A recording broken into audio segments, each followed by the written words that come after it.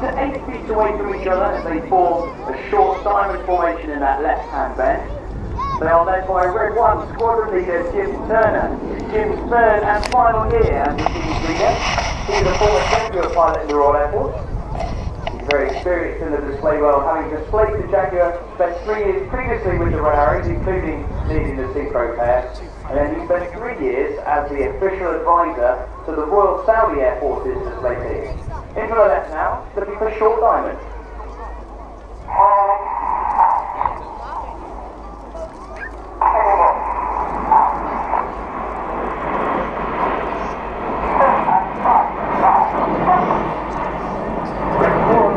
Just to perform high-speed rollback into a following formation and then out entering the rolling display.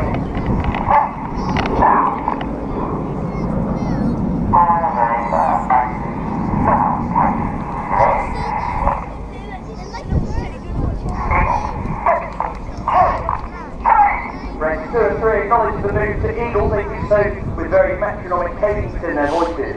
The idea then is that on 4 in their heads, all the pilots extend their air brakes, and on 6 they retract them, which enables all 3 aircraft on each wing to drop back in unison to form Eagle as they come in from the right and fly the Eagle roll.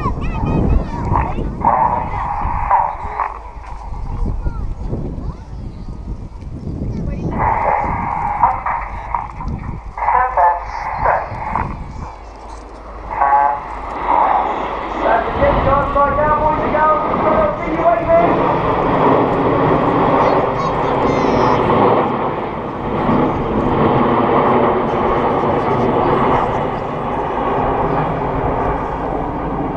Well, the aircraft that Red Arrows originally used was known as the Pollen Gnat. That was the advanced jet trainer of the Royal Air Force in 1960.